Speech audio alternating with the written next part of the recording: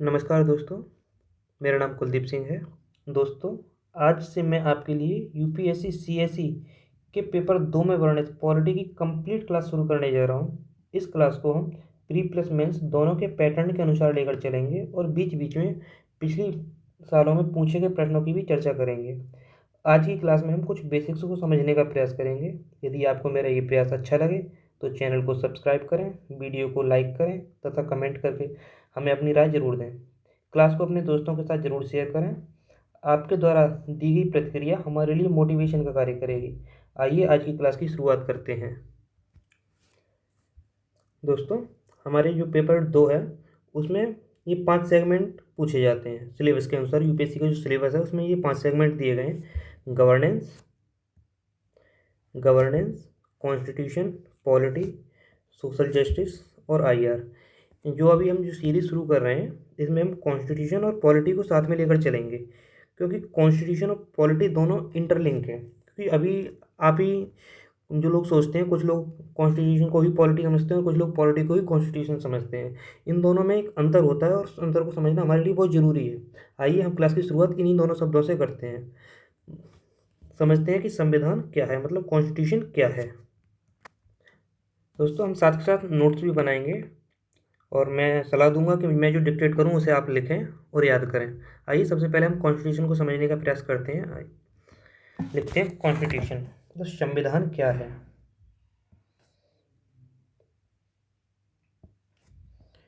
संविधान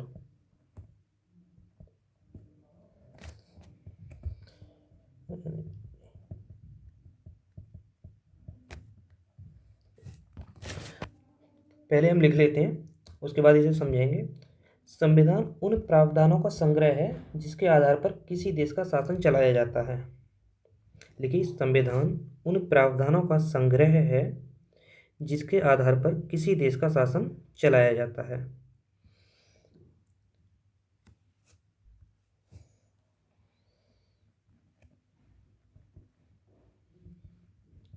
प्रावधानों का संग्रह है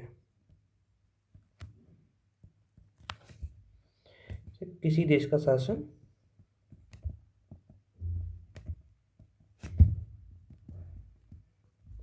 चलाया जाता है। बहुत सी जो एनसीईआरटी वगैरह की जो बुक्स होती हैं उसमें संविधान को रूल बुक कहा जाता है। मतलब कि संविधान एक ऐसी रूल बुक है जो कि जिसके आधार पर ही पूरे देश के शासन को संचालित किया जाता है। तो दोस्तों, यहाँ एक शब्द निकल कर आता है कि शासन। अभी हम समझेंगे कि फिर ये शासन क्या है। शासन, आइए फिर हम शासन को भी समझते हैं। शासन, इसके बारे में 2 लाइन लिखेंगे पहले, उसके बाद इसे समझेंगे। मतलब सार्वजनिक जीवन का संचालन करना ही शासन है। सार्वजनिक जीवन,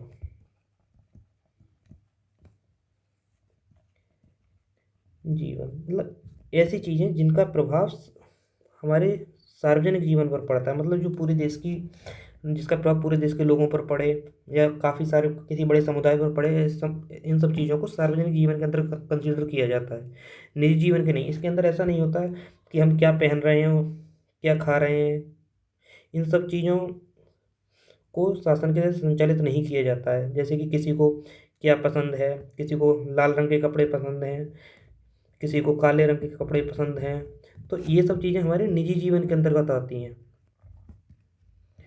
तो इन सब चीज़ों का संचालन जैसे संविधान के द्वारा नहीं किया जाता है। लेकिन हमारे देश की नीतियाँ क्या होंगी, ऐसी चीज़ों को सार्वजनिक जीवन के अंतर्गत कंसिडर किया जाता है। आइए लिखते हैं सबके सार्वजनिक जीवन क्या है। हम सार्वजनिक जीवन लिखेंगे। सार्वजनिक जीवन,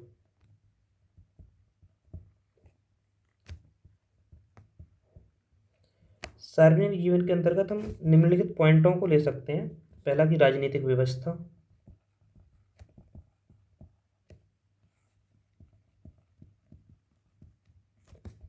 एक ले सकते हैं प्रशासन, एक ले सकते हैं देश की अर्थव्यवस्था,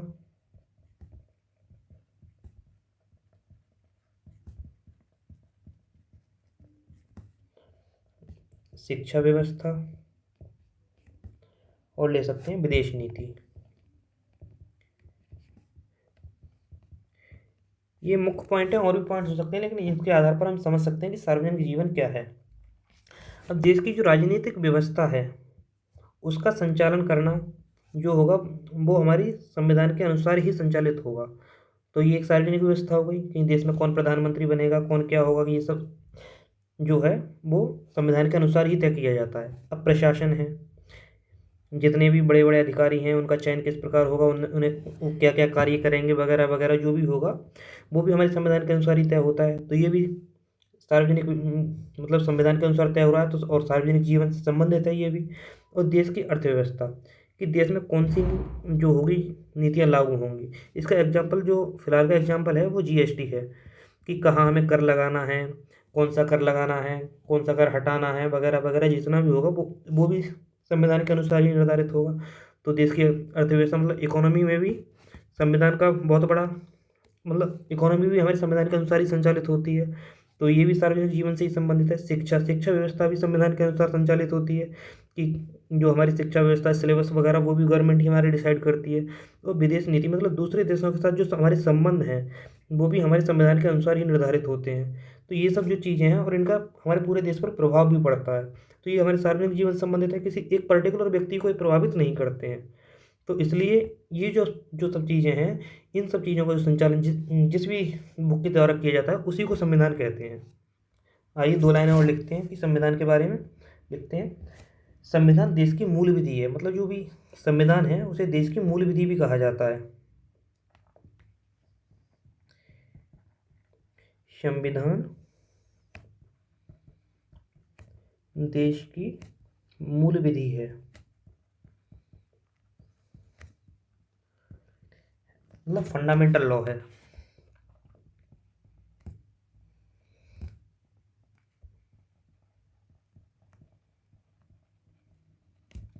फंडामेंटल लॉ। और संविधान को देश की सर्वोच्च विधि भी कहा जाता है। संविधान देश की सर्वोच्च विधि।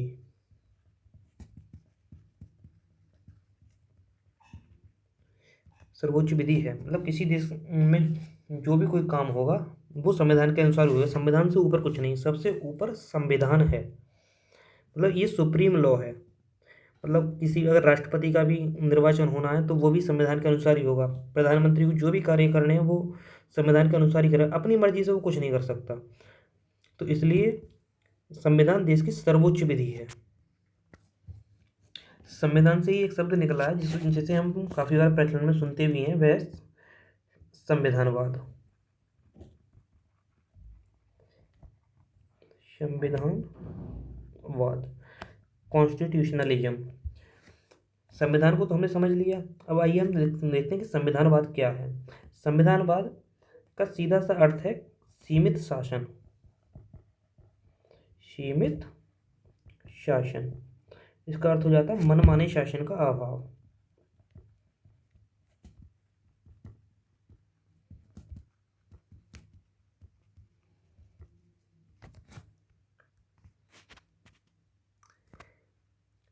मतलब कि संविधानवाद सीमित शासन है या मनमाने शासन का मतलब जो भी कुछ होगा वो संविधान के अनुसार ही होगा और सीमित सीमित शासन होगा। जैसे मान के चलिए कि जो भी कुछ होगा वह संविधान के अनुसार होगा। इसके जो कुछ पॉइंट हैं वो लिख लेते हैं। संविधान के अनुसार शासन,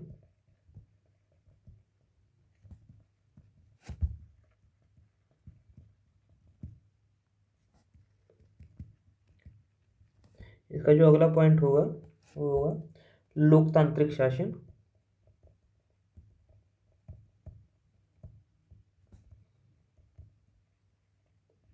मतलब ये मूल तत्व हैं संविधानवाद के। न्यायपालिका जो होगी वो निष्पक्ष होगी।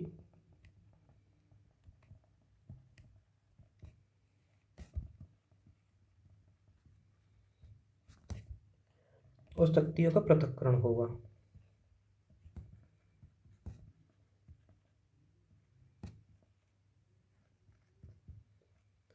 यहाँ इन सब तत्वों का समावेश होगा, वही संविधानवाद हो सकता है। संविधानवाद होगा जहाँ ये सारे तत्व पाए जाएंगे। अब क्वेश्चन बनता है कि संविधानवाद क्या है, कि संविधानवाद की जो नेसेसरी चीज़ें हैं उनमें कि लोकतंत्र हो, न्यायपालिका निष्पक्ष हो, संविधान का होना जरूरी है। लेकिन हम कह सकते हैं कि जैसे कहीं भी संविधान नहीं है, जैसे इसके बारे में कुछ हम कथन लिखते हैं और उनके आधार पर समझने का प्रयास करते हैं। आइए, जहाँ संविधान है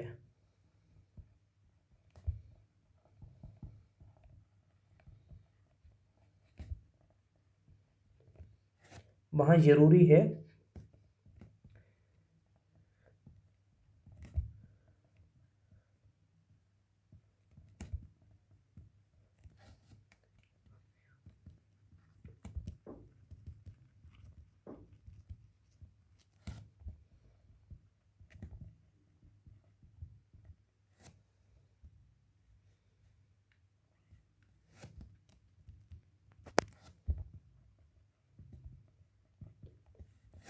कथन नंबर 2 लिखते हैं।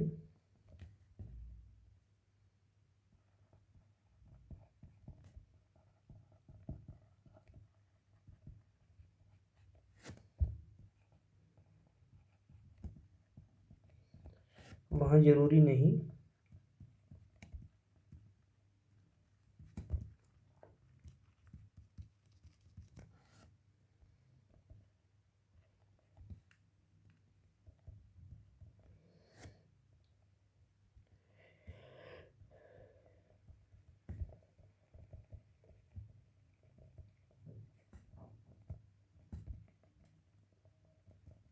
आइए समझते हैं। हमने पहला कथन लिखा है कि जहाँ संविधान है वहाँ जरूरी है कि संविधानवाद हो। बताइए कि ये कथन सही है या गलत। दोस्तों, ये कथन गलत है। इसमें होना चाहिए कि जहाँ संविधान है वहाँ जरूरी नहीं कि संविधानवाद भी हो। मतलब ये चीज़ जरूरी नहीं है यहाँ पे, इसे हम करेक्ट करेंगे, जरूरी नहीं है, क्योंकि ये हो भी सकता है और नहीं भी हो सकता है। इसी प्रकार दूसरा कथन लिखा है ना कि जहाँ संविधान नहीं है वहाँ जरूरी नहीं कि संविधानवाद भी हो।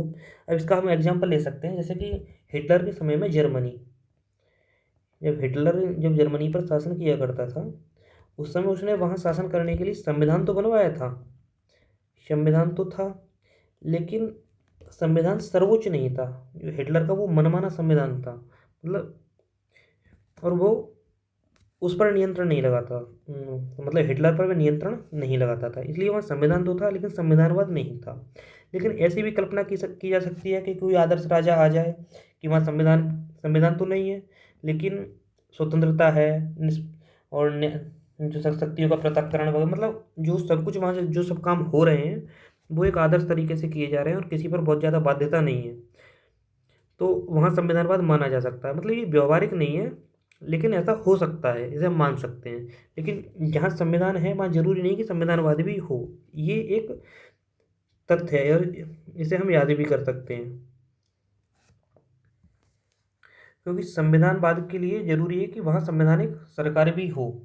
जैसे मैंने अभी जर्मनी के बारे में बताया था, इस बारे में थोड़ा और एनालिसिस करते हैं। जैसे प्रथम विश्व युद्ध के समय जब जर्मनी में संविधान तो था लेकिन वहाँ संवैधानिक सरकार नहीं थी, तो वहाँ भी संविधानवाद नहीं था। क्योंकि और इसी प्रकार जैसे उसी समय सारा का सारा जो शासन व्यवस्था थी वो हिटलर की निरंकुश नियंत्रण में थी। मतलब संविधान तो उसने बना दिया लेकिन जितनी भी शासन व्यवस्था थी उस पर हिटलर का ही नियंत्रण था, उस पर कोई अंकुश लगाने वाला नहीं था। तो इसलिए वह संविधान तो हो गया लेकिन वह संविधानवाद नहीं था। इसलिए कहा जाता है कि संविधान के व्यवहारिक प्रयोग के बिना संविधानवाद की कल्पना नहीं की जा सकती।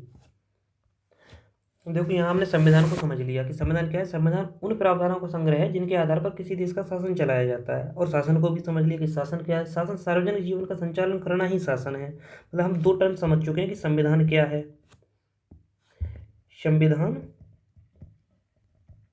संविधान क्या है, इसे हमने ब्रीफ में समझ लिया।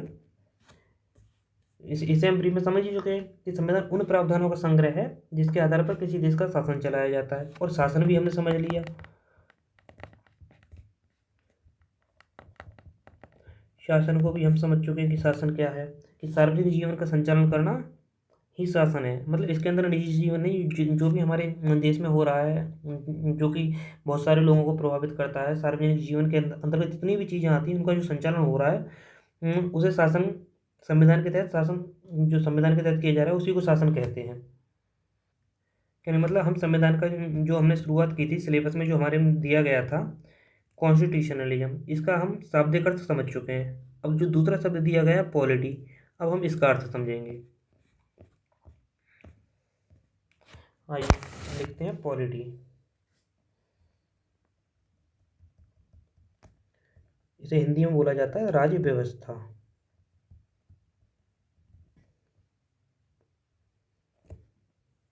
पहले हम इसके बारे में 2 लाइनें लिखेंगे।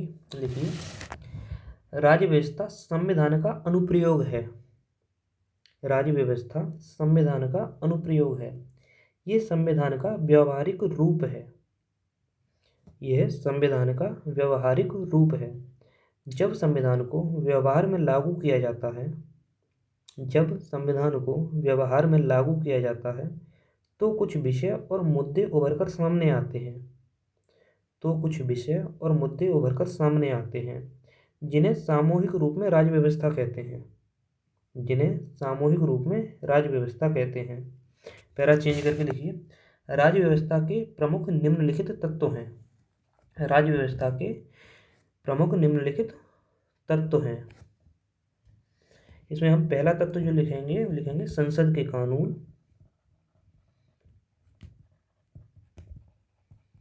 संसद के कानून। नंबर 2 जो हो जाएगा न्यायपालिका के निर्णय। न्यायपालिका के निर्णय। नंबर 3 विभिन्न प्रकार की संस्थाएं।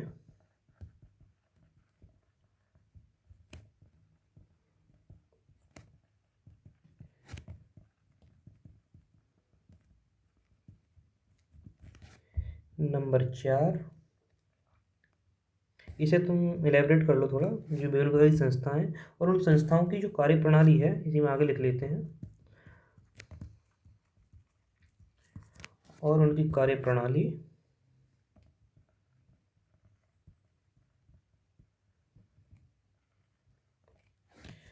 से उत्पन्न होने वाले विषय।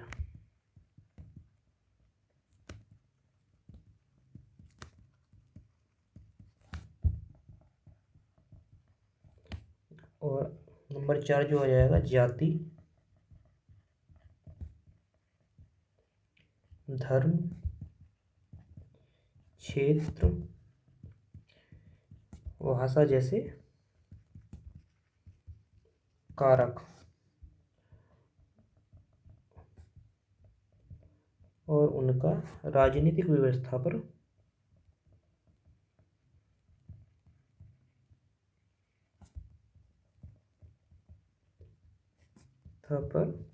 प्रभाव। ये सब तो नोट कर ही लिया होगा। आइए अब इसे समझते हैं। हमने हेडिंग दिया था पॉलिटी, और इसके अंदर मैंने लिखाया था आपके लिए, राज्य व्यवस्था संविधान का अनुप्रयोग है। ये संविधान का व्यवहारिक रूप नहीं है। हम संविधान समझ चुके हैं पहले कि संविधान के बारे में हम पहले ही समझ चुके हैं कि संविधान उन प्रावधानों का संग्रह है जिनके आधार पर किसी देश का शासन चलाया जाता है। और यहाँ हमने लिखवाया कि राज्य व्यवस्था संविधान का अनुप्रयोग है, मतलब संविधान में जितने भी प्रावधान दिए गए हैं उनका अनुप्रयोग राज्य व्यवस्था के अंतर्गत किया जाता है। मतलब संविधान में तो लिख दिया जाता है कि आर्टिकल इतने में इतना ये लिखा हुआ है, लेकिन उसे जब व्यवहार में प्रयोग किया जाता है तो वो राज्य व्यवस्था कहलाता है। जैसे कि आर्टिकल जो 17 दिया हुआ है, आर्टिकल 17 उसमें लिखा हुआ है अस्पृश्यता का अंत किया जाता है। अस्पृश्यता का अंत किया जाता है। अंत किया जाता है। और अस्पृश्यता विधि के अनुसार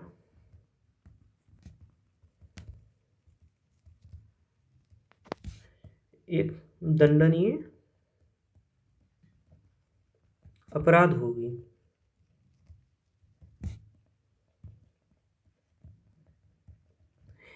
तो यहाँ हम समझते हैं कि जो आर्टिकल 17 है ये तो हमें संविधान के अंतर्गत मिल जाएगा कि अस्पृश्यता का अंत किया जाता है और अस्पृश्यता विधि के अनुसार जो है एक दंडनीय अपराध होगी। अभी हम समझते हैं कि राज्य व्यवस्था क्या है, इसी से हम समझेंगे। अब आर्टिकल 17 में जो भी कुछ लिखा है, आर्टिकल 17 में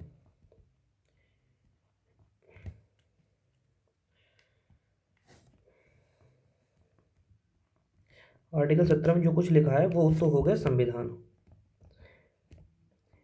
और उसने सजा का प्रावधान कर दिया कि अगर कोई अस्पृश्यता करेगा तो उसे सजा दी जाएगी। लेकिन ये सजा कितनी होगी?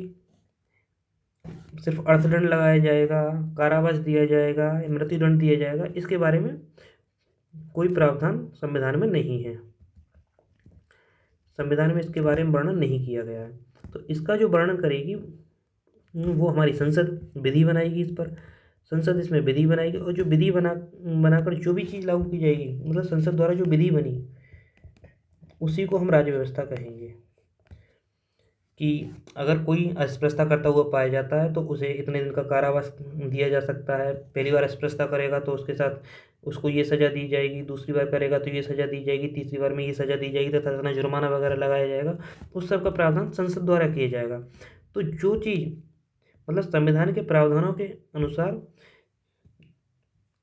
जो कुछ हमारी संसद संविधान के प्रावधानों को ध्यान में रखकर और उसके अनुपालन के लिए जो विधि बनाती है, उसको हम कहते हैं राज्य व्यवस्था। इसीलिए हमारे संविधान, हमारे जो सिलेबस में उसमें ये दोनों चीज़ें दी गई हैं। अगर कोई व्यक्ति, जैसे अब किसी ने पूरा पूरा का पूरा बेयर एक्ट पढ़ लिया कि मेरा तो कॉन्स्टिट्यूशन तैयार हो गया, तो उसमें ऐसा नहीं है कि उसका पूरा कॉन्स्टिट्यूशन तैयार हो गया। जब वो पेपर सॉल्व करने बैठेगा तो मैक्सिमम वो 50% क्वेश्चन ही सॉल्व कर पाएगा, क्योंकि उसने पूरा का पूरा एक पोर्शन छोड़ दिया। क्योंकि हमारे एग्जाम की जो मांग है उसमें केवल संविधान ही नहीं पूछा गया है, संविधान के साथ साथ हमें राज्य व्यवस्था भी पूछा गया है। और राज्य व्यवस्था के अंतर्गत जितनी जितनी भी चीज़ें हैं जो संविधान को व्यावहारिक रूप से लागू करने के लिए ज़रूरी हैं, उन सब चीज़ों को राज्य व्यवस्था के अंतर्गत रखा गया है। तो हमारे लिए उनको भी पढ़ना जरूरी है। तो इस अंतर को हम समझ पाए कि जो राज्य व्यवस्था है, राज्य व्यवस्था संविधान का अनुप्रयोग है। मतलब संविधान में जितने भी प्रावधान दिए गए हैं उनका अनुप्रयोग कराना और उसे संविधान को व्यावहारिक रूप में लागू करना राज्य व्यवस्था है। अब इसमें हमने आपको ये 4 पॉइंट लिखाए थे: संसद के कानून, न्यायपालिका के निर्णय, विभिन्न प्रकार की संस्थाएं और उनकी कार्यप्रणाली, जाति, धर्म, क्षेत्र, भाषा जैसे कारक और उनका राजनीतिक व्यवस्था पर प्रभाव। अब ये हम समझ चुके हैं कि संसद जो भी कानून बनाएगी वो संविधान के अनुसार बनाएगी। मतलब संविधान में जितने भी प्रावधान दिए गए हैं उनको उनका प्रयोग व्यावहारिक रूप में करने के लिए जो कानून बनाया जाएगा वो राज्य व्यवस्था हो जाएगा। और इसी प्रकार से जैसे न्यायपालिका बहुत सारे निर्णय देती है, जैसे न्यायपालिका में कोई केस जाता है और उसका निर्णय दिया, जैसे कि हम मान सकते हैं आर्टिकल 19। अब आर्टिकल जो 19 है उसमें दिया गया है अभिव्यक्ति की स्वतंत्रता। अभिव्यक्ति की स्वतंत्रता। अब इसी अभिव्यक्ति की स्वतंत्रता के अंतर्गत सुप्रीम कोर्ट में एक केस आया था, इंडियन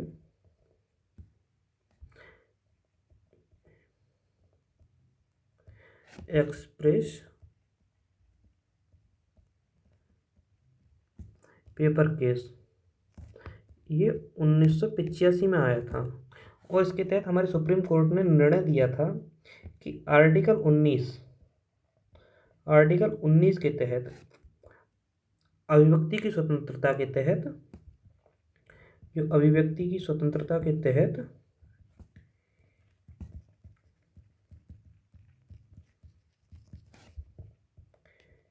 तहत प्रेस की स्वतंत्रता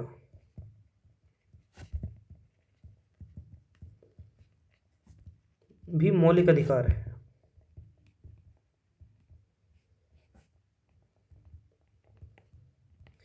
मौलिक अधिकार है, मतलब यहाँ से भी अब जो प्रेस की स्वतंत्रता है ये भी एक प्रावधान संविधान को व्यावहारिक रूप में लागू करने के लिए आ गया। और ये जब संविधान को व्यावहारिक रूप में लागू कर रहा है और एक प्रावधान बन के निकल रहा है यहाँ, तो ये भी एक राज्य व्यवस्था हो गई। तो इस प्रकार हमने 2 पॉइंट तो कंप्लीट कर लिए, मतलब संसद के द्वारा जितने भी कानून वगैरह है, जो भी कुछ बनाया जाएगा, वो सब राज्य व्यवस्था के अधीन आएंगे। न्यायपालिका के निर्णय जिनसे मतलब सार्वजनिक जीवन पर प्रभाव पड़ता है और जो सार्वजनिक जीवन के लिए हैं, किसी पर्टिकुलर व्यक्ति के नहीं, मतलब जो सार्वजनिक जीवन के लिए हैं और जो पूरे समाज पर प्रभाव डालते हैं, ऐसे जो भी निर्णय होंगे वो राज्य व्यवस्था के अधीन आएंगे। और इसी प्रकार विभिन्न प्रकार की संस्थाएं और उनकी कार्यप्रणाली से उत्पन्न होने वाले विषय हमारा तीसरा टॉपिक था। आइए अब इसको हम समझने का प्रयास करते हैं। यहाँ एक चार्ट बनाएंगे और आप भी मेरे साथ साथ उसे बनाइएगा।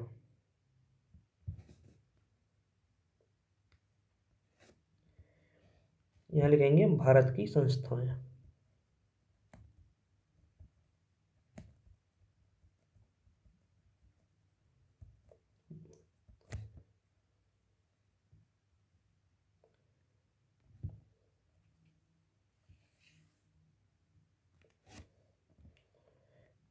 इसमें आता है पहला संवैधानिक संस्था।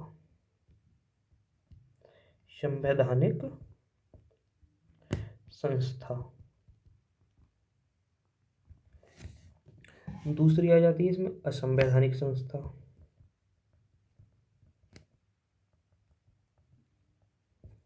असंवैधानिक संस्था। और इसमें जो तीसरी है उसके अंदर आता है गैर संवैधानिक संस्था।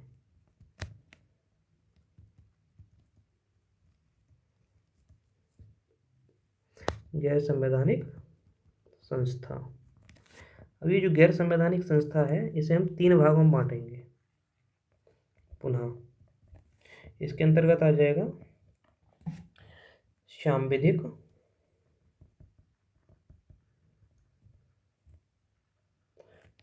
या इसी को कहेंगे हम कानूनी, या इसी को कह देंगे विधिक। इसको इंग्लिश में बोलते हैं स्टैट्यूटरी। STATUTORY,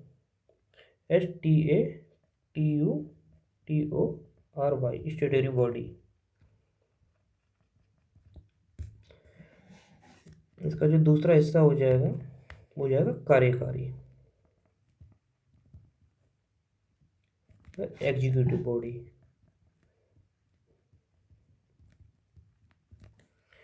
और इसका तीसरा हिस्सा हो जाएगा अन्य।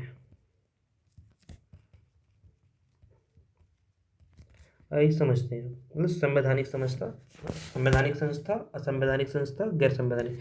इसको बोला जाता है कॉन्स्टिट्यूशनल बॉडी,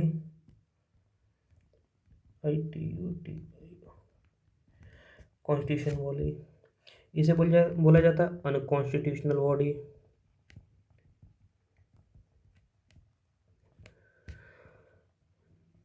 और इसको बोला जाता है extra constitution body, EXTRA, constitutional body. अब सबसे पहले हम समझते हैं कि संवैधानिक संस्थाएं क्या होती हैं। संवैधानिक संस्था ऐसी संस्था जिनका स्रोत, मतलब जिनका जो स्रोत है अगर वो संविधान में दिया गया है,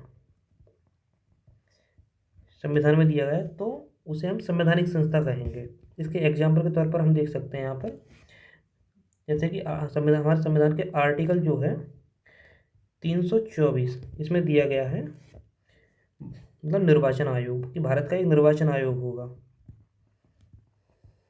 निर्वाचन आयोग। तो जब आर्टिकल 24 में निर्वाचन आयोग का वर्णन किया गया है और आर्टिकल 24 जो है वो हमारे संविधान में दिया गया है, तो निर्वाचन आयोग कैसी संस्था हो गई? संवैधानिक संस्था। इसी प्रकार एक एग्जाम्पल और देखते हैं, आर्टिकल 280। आर्टिकल 280 में क्या है? आर्टिकल 280 में दिया गया है वित्त आयोग, कि भारत का एक वित्त आयोग होगा। तो वित्त आयोग का जब वर्णन आर्टिकल 280 में दिया गया है तो ये कैसी संस्था है? वित्त आयोग एक संवैधानिक संस्था है। इसी प्रकार बहुत और भी अन्य संस्थाएं हैं, जैसे कि आर्टिकल हम 338 में देखते हैं, राष्ट्रीय अनुसूचित जाति आयोग, राष्ट्रीय अनुसूचित जाति आयोग। तो ये आर्टिकल 338 भी संविधान में हमारे वर्णित है। और जब इसके अंतर्गत किसी भी आयोग का प्रावधान किया गया है या किसी भी संस्था का प्रावधान हमारी किसी भी संविधान के अंतर्गत किसी भी आर्टिकल में किया गया है, तो वो एक संवैधानिक संस्था होगी। मतलब इसके पूरे प्रावधान, मतलब इसका ये कैसे बनेगा, इसका क्या क्या होगा, ये सब कुछ हमारे संविधान में दिया जाएगा। तो जो भी संविधान के जिस भी संस्था का वर्णन हमारे संविधान में दिया गया है, वो एक संवैधानिक संस्था होगी। अब इसी प्रकार हम देखते हैं असंवैधानिक संस्था। दूसरा जो हमने पॉइंट लिया था वो था असंवैधानिक संस्था। असंवैधानिक संस्था, इसको इंग्लिश में बोला गया था अनकॉन्स्टिट्यूशनल बॉडी। अब इसके अंतर्गत ऐसी संस्था आती हैं जैसे कि उग्रवादी संगठन है कोई, उग्रवादी संगठन, तो कोई भी उग्रवादी संगठन होगा वो असंवैधानिक होगा, क्योंकि वो उसका वर्णन हमारे संविधान में तो होगा नहीं। तो इसके अंतर्गत जैसे हम एग्जाम्पल के तौर पर देखें तो ये आती है ULFA, United liberation front of Assam. ये एक उग्रवादी संगठन है, तो असंवैधानिक संस्था होगी, लेकिन संस्था है, तो ये असंवैधानिक संस्था है। इसी प्रकार आता है बब्बर खालसा। बब्बर खालसा नाम का जो संगठन पंजाब में पाया जाता है, ये भी एक असंवैधानिक संस्था है, तो ये भी एक उग्रवादी संगठन है। इसी प्रकार एक तीसरा आता है जैसे शिमी आता है, इसे बोलते हैं SIMI, ये भी एक असंवैधानिक संस्था है। और इसकी जो फुल फॉर्म है वो है the student Islamic movement of India. इस प्रकार जितनी भी संस्थाएं जो हैं, जिनका मतलब जो भारतीय संविधान के अनुकूल नहीं है, और इनकी जो भावना है वो भारतीय संविधान के विरोध में है, भारतीय संविधान की मूल भावनाओं को जो भी संस्था अपने अंदर अंतर्निहित नहीं करती है, वो सारी असंवैधानिक संस्थाएं हैं। अब हम तीसरा पॉइंट जो हमारा आता है वो है गैर संवैधानिक संस्था। गैर संवैधानिक संस्था, अब इसके बारे में हम थोड़ा सा पहले लिखेंगे, उसके बाद इसके बारे में इसकी ब्रीफिंग करेंगे।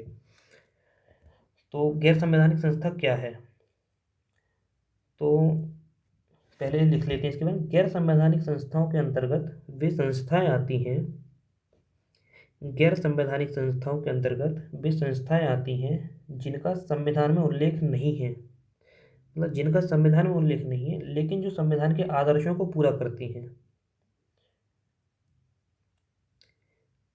एग्जाम्पल नीति आयोग, राष्ट्रीय मानवाधिकार आयोग, महिला आयोग, राष्ट्रीय अल्पसंख्यक आयोग इत्यादि।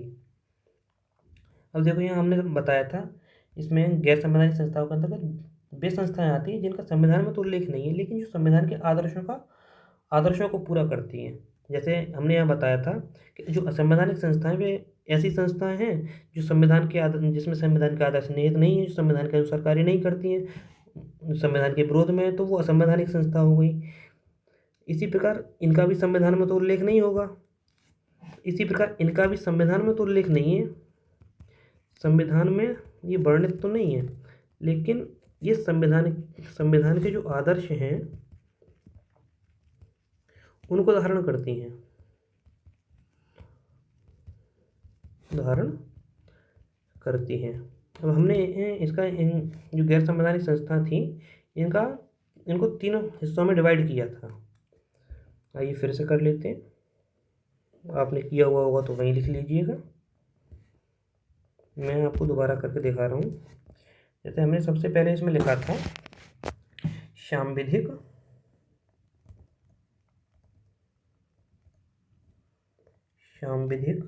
या कानूनी या विधिक संस्था। इसको हमने इंग्लिश में बोला था STATUTO, स्टेटरी बॉडी। यहाँ लिखा था हमने कार्यकारी, एग्जीक्यूटिव।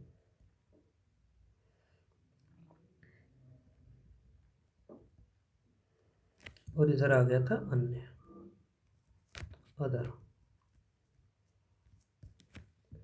और देखो समझो, मतलब कोई अगर कानूनी संस्था है, सांविधिक संस्था है या विधिक संस्था है, इन सब का अर्थ एक ही होता है। अब इन मतलब इसका सीधा सा अर्थ है कि एक ऐसी संस्था, इसमें लिख लेंगे ऐसी संस्था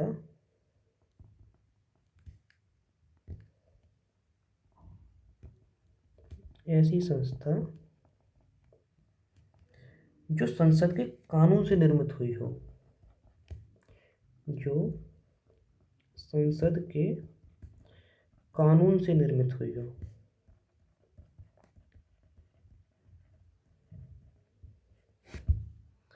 निर्मित हुई हो। अब इसका एग्जाम्पल हम देखते हैं। मतलब संसद ने कानून बनाकर अगर किसी संस्था का निर्माण किया है तो वो सांविधिक संस्था है, विधिक या कानूनी संस्था है। मतलब हमने कानून बनाकर किसी संस्था का निर्माण किया है यहाँ पे, तो यहाँ आ जाता है राष्ट्रीय मानवाधिकार आयोग। राष्ट्रीय मानवाधिकार आयोग। और भी आ जाता है, जैसे देख लेते हैं राष्ट्रीय महिला आयोग।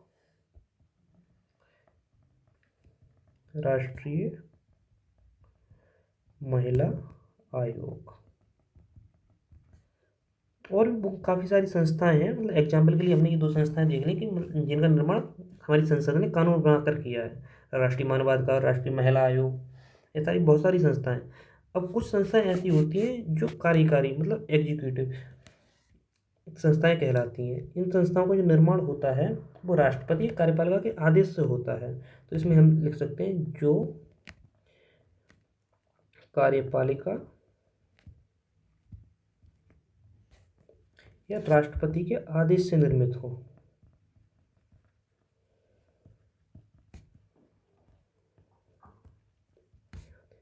से निर्मित हो। अब एग्जाम्पल के लिए इसमें हम रख लेते हैं, सबसे प्रमुख संस्था है नीति आयोग। अब आपको यहाँ पे कन्फ्यूजन हो रहा होगा कि संसद अगर कोई कानून बनाकर किसी संस्था का निर्माण करती है तो उस पर भी राष्ट्रपति के साइन होते हैं, तो वो भी राष्ट्रपति के आदेश से हो गई। तो यहाँ ये ध्यान रखेंगे कि जो संसद में हमारे दोनों सदनों में जाएगा पहले कोई बिल, उसके बाद उस पर बहस होगी, फिर पास होगा और फिर जाएगा, तो मतलब उसकी जो पूरी ड्राफ्टिंग हुई है वो संसद के दोनों सदनों के माध्यम से हुई है। लेकिन यहाँ जो होती है वो मंत्री परिषद अपनी बैठक करके किसी संस्था का निर्माण कर सकती है और उस पर राष्ट्रपति साइन भी कर देते हैं, तो वो यहाँ पर आ जाएगी एग्जीक्यूटिव में, मतलब कार्यकारी संस्था हो जाएगी। और जो संसद के दोनों सदनों से एक बिल के माध्यम से और मतदान के माध्यम से होकर राष्ट्रपति के पास तक पहुंचती है, वो एक सांविधिक संस्था हो जाती है। और अन्य में ऐसी संस्था आ जाती है कि जो समाज में तो होती है, जिनका रजिस्ट्रेशन होता है, लेकिन वो सरकार के द्वारा निर्धारित मोस्टली नहीं होती। जैसे हम देखते हैं छात्र संगठन। अब इसका जिक्र संविधान में तो है नहीं, लेकिन ये संस्था एग्जिस्ट करती है और संविधान की हमारी भावनाएं हैं, संविधान की जो भी भावना उसे धारण भी करते हैं ये लोग। इसी प्रकार किसान आंदोलन, मतलब किसान संगठन, आंदोलन नहीं किसान संगठन।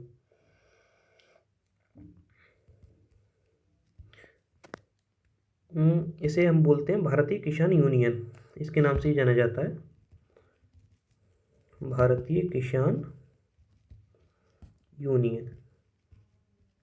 तो इस प्रकार की जो संस्था है, जो ना तो संविधान में वर्णित है, ना ही संसद ने जो बनाई है, ना किसी कार्यकारी आदेश के द्वारा जो बनी है, ऐसी संस्था। लेकिन जो संस्था संविधान की भावनाओं को धारण करती हैं, उन संस्थाओं को हम अदर संस्थाओं में देख लेंगे। अब देखो, हमने सबसे पहले संविधान समझा, संविधान क्या है। उसके बाद हमने समझा कि राज्य व्यवस्था क्या है। फिर हमने राज्य व्यवस्था के अंतर्गत जो 4 पॉइंट बताए थे उन्हें एक एक करके समझ लिया। देखो, हमने राज्य व्यवस्था के अंतर्गत ये 4 पॉइंट बताए थे कि राज्य व्यवस्था संसद के कानून, न्यायपालिका के निर्णय, विभिन्न प्रकार की संस्थाएं और उनकी कार्यप्रणाली। अब यह एक पॉइंट बचा था, जाति, धर्म, क्षेत्र, भाषा जैसे कारक और उनका राजनीतिक व्यवस्था पर प्रभाव। हम मोस्टली देखते हैं कि हमारे संविधान में बताया गया है कि कभी हम चुनाव वगैरह कराएंगे तो वो जाति पर आधारित चुनाव नहीं होगा, धर्म से आधारित चुनाव नहीं लड़ेंगे, क्षेत्र आधारित कोई भी बात हमारे मतलब हम नहीं करेंगे। भाषा आधारित कोई भी बात हम राजनीतिक व्यवस्था पर, मतलब इन सब चीज़ों का राजनीतिक व्यवस्था पर प्रभाव नहीं पड़ेगा, लेकिन व्यवहार में ऐसा होता है। तो इन सब चीज़ों से कारण जो जितने भी मुद्दे उत्पन्न होते हैं वो भी हमारी राज्य व्यवस्था के अंतर्गत ही आते हैं। तो हम ये 4 चीज़ें देख चुके हैं। मतलब हमने सब शुरुआत की थी यहाँ से। संविधान मतलब संविधान उन प्रावधानों का संग्रह जिनके अनुसार किसी देश के शासन को चलाया जाता है। फिर हमने शासन को समझा कि सार्वजनिक जीवन का संचालन करना ही शासन व्यवस्था है, इसे हमने समझ लिया था। फिर हमने सार्वजनिक जीवन को समझा था। उसके बाद हमने संविधानवाद को समझा कि संविधानवाद क्या है। मतलब संविधानवाद सीमित शासन बताया था, इसके बारे में हमने पूरी चर्चा की थी। उसके बाद हमने राज्य व्यवस्था को समझ लिया। राज्य व्यवस्था के अंतर्गत हमने बताया था कि राज्य व्यवस्था संविधान का अनुप्रयोग है, ये संविधान का व्यवहारिक रूप है। मतलब संविधान जो भी हमारे कॉन्स्टिट्यूशन में लिखा हुआ है उसका हम व्यवहार में जो प्रयोग करते हैं वो राज्य व्यवस्था है। इसके अंतर्गत हमने ये आपको पॉइंट भी बताए थे और इन सब की हमने ब्रीफिंग कर ली है। अब हम शुरुआत करते हैं अगले पॉइंट की। अब आइए यहाँ से हम थोड़ा कुछ बेसिक समझने की कोशिश करते हैं, जिसमें कि बहुत सारे बच्चे बहुत सारी गलतियाँ करते हैं। तो हम हेडिंग देते हैं संविधान का वर्णन।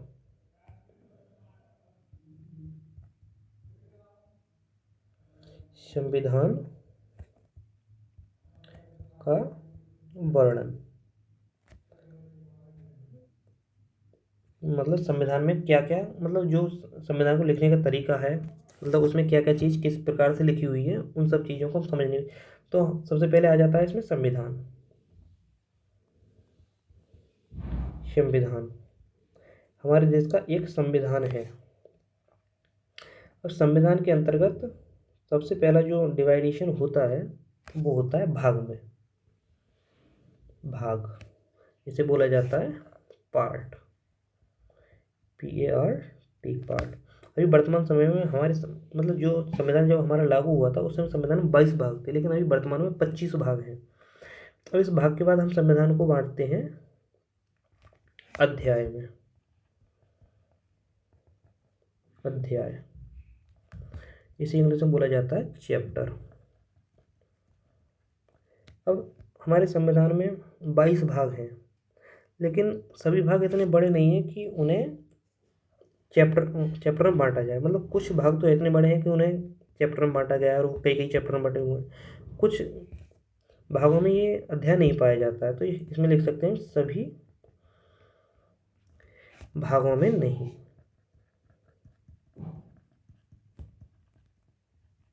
जैसे कि अब हमारा संविधान का भाग 1 है।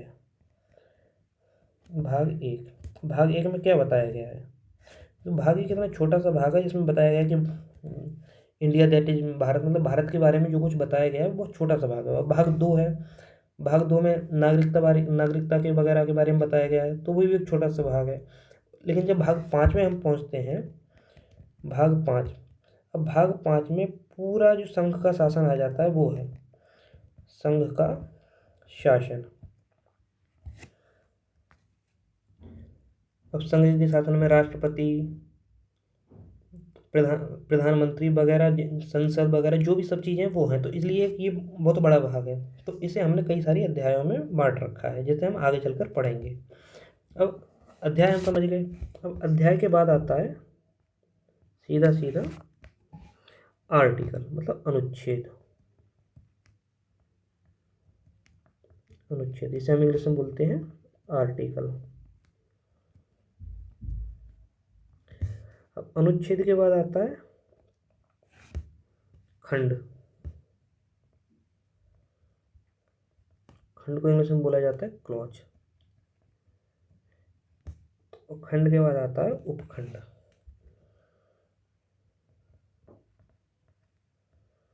उपखंड इसे बोला जाता है सब क्लॉज। अब समझते हैं हम। सबसे पहले संविधान को हमने भाग में बांटा, भाग को अध्याय में बांटा। अब अध्याय हमने बताया कि हर भाग में जरूरी नहीं कि अध्याय हो, हर भाग में जरूरी नहीं अध्याय हो। अगर किसी भाग में अध्याय है तो हम अध्याय कंसीडर करेंगे, अगर नहीं है तो भाग के बाद सीधे अनुच्छेद पर आएंगे। जैसे कि हम देखते हैं कि आर्टिकल भाग 3 है, भाग 3 में आर्टिकल 19 दिया है, आर्टिकल 19, तो इसे बोला जाएगा आर्टिकल 19। अब इस आर्टिकल में अगर इसे हम इस प्रकार से लिखें, आर्टिकल 19 और फिर लिख दें ए, तो बहुत से लोग बोलते हैं इसे 19A, जो कि तकनीकी तौर पर गलत हो जाता है। इसे बोला जाएगा आर्टिकल 19 क्लॉज ए। लेकिन वहीं अगर इस प्रकार से लिखा हुआ हो, लिखा रहता है, हमारे संविधान में है, आर्टिकल 19 हुआ, फिर 1 हुआ, और फिर ए, फिर बी, फिर सी, इस प्रकार से है, तो इसे बहुत से लोग बोलते हैं आर्टिकल 19 एक ए, जो कि तकनीकी तौर पर गलत है। इसे बोलेंगे हम आर्टिकल 19 क्लॉज एक सब क्लॉज ए। समझ रहे हैं ना, ये है आर्टिकल 19, ये हो गया आर्टिकल 19 क्लॉज ए। लेकिन जब यहाँ पे बोलेंगे तो article 19 clause A sub clause A, article 19 clause A मतलब क्लॉज 1 सब क्लॉज ए। तो इस प्रकार से हमें प्रोनाउंसिएशन करना चाहिए। बहुत से लोग बोलते हैं आर्टिकल 19 एक ए, जो कि तकनीकी तौर पर गलत है। और इसमें एक कन्फ्यूजन और भी रहता है, जैसे कि हम देखते हैं हमारे संविधान में आर्टिकल दिया गया है 19 क्लॉज ए और मतलब 39 क्लॉज ए, जिसमें दिया गया है कि राज्य रोजी रोटी के पर्याप्त साधन करेगा, और फिर ए, फिर बी है, फिर सी है, फिर डी है, इसी प्रकार से आगे जाके आ जाता है ए। अब जो लोग इसे बोलेंगे आर्टिकल 39A, वो इसे भी 39 बोलेंगे। अब यहाँ कन्फ्यूजन क्रिएट हो गया, हमें बाद में याद नहीं रहेगा कि कौन सा क्या है, इसलिए हमें हमेशा सही तरीके से इसे याद करना चाहिए। ये है आर्टिकल 39 क्लॉज ए, इसके अंतर्गत रोजी रोटी के बारे में, जो रोजी रोटी के बारे में बताया गया है। और ये है आर्टिकल 39A, इसमें बताया गया है समान न्याय एवं निःशुल्क कानूनी सहायता, और निःशुल्क कानूनी सहायता।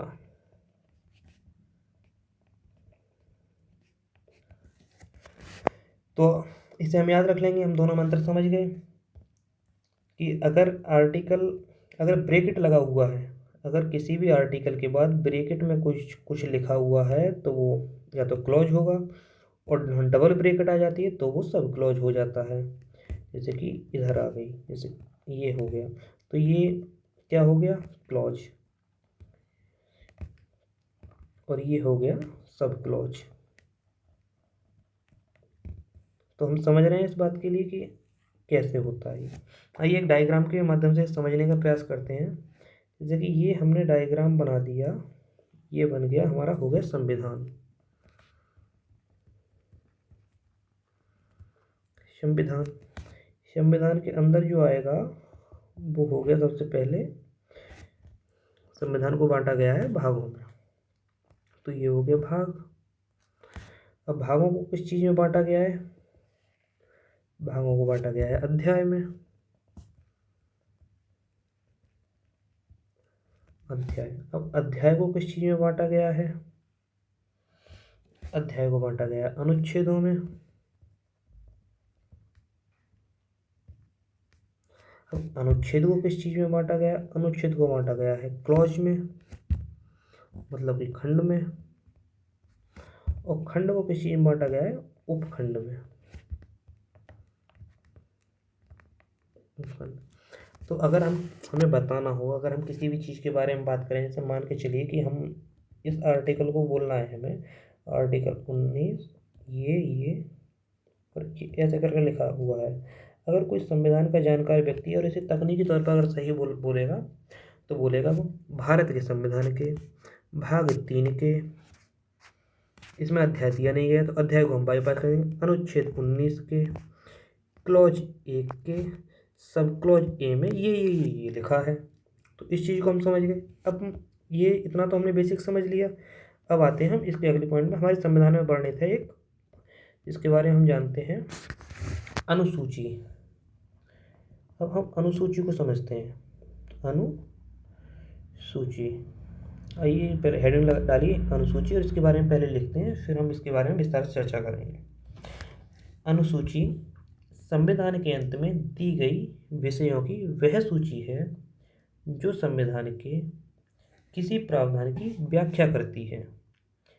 अनुसूची संविधान के अंत में दी गई विषयों की वह सूची है जो संविधान के किसी प्रावधान की व्याख्या करती है। अब हम इसके बारे में चर्चा करते हैं। अब हम सबसे पहले देखते हैं, हम इसकी चर्चा करते हैं और इसमें देखते हैं एग्जाम्पल लेते हैं। आर्टिकल 1। तो आपको पता तो होगा ही, लेकिन फिर भी बता। आर्टिकल 1 में लिखा है कि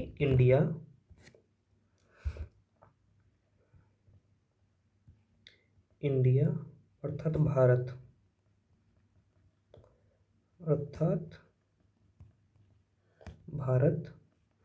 राज्यों का संघ होगा,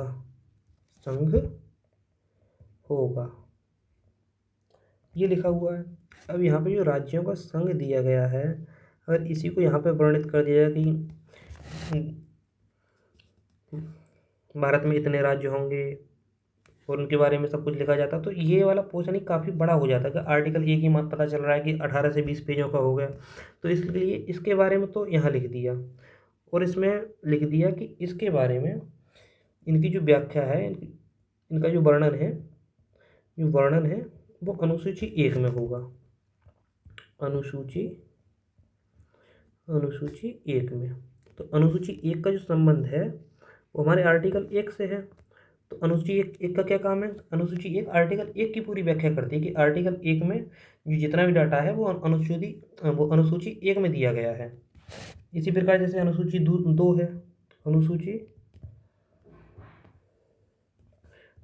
2, और इसमें वेतन के बारे में जितने भी संवैधानिक पदाधिकारी हैं उसमें किसका कितना वेतन होगा, इस सब के बारे में अनुसूची 2 में वर्णन किया गया है। इसी प्रकार आपने एक शब्द सुना होगा अनुसूचित जाति या जनजाति। अब लेकिन हमने कभी ऐसा नहीं देखा कि भारत में किसी भी कास्ट का नाम अनुसूचित हो या अनुसूचित हो जनजाति का। हाँ, जनजाति होती है, जैसे मुंडा है, थाल है, संथाल हैं, ये सब जनजातियाँ तो हैं, लेकिन अनुसूचित शब्द सुनने को नहीं मिलेगा। ये अनुसूचित जो शब्द है वो अनुसूची से निकला है। अनुसूची मतलब ऐसी जातियाँ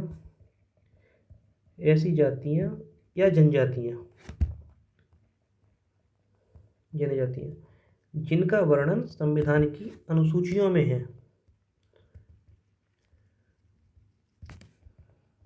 संविधान की अनुसूचियों में है, वे अनुसूचित जाति या अनुसूचित जनजाति कहलाती हैं। तो दोस्तों, अगर आज की क्लास को हम ख़त्म करते हैं। यदि आपको आज की क्लास पसंद आई हो तो इसे लाइक करें, दोस्तों के साथ शेयर करें और कमेंट करके हमें अपनी राय ज़रूर बताएं। चैनल को सब्सक्राइब करें। कल से हम, अभी तो बेसिक्स ही चल रहा था, कल से हम इसके बारे में आगे चर्चा करेंगे विस्तार के साथ। Thank you.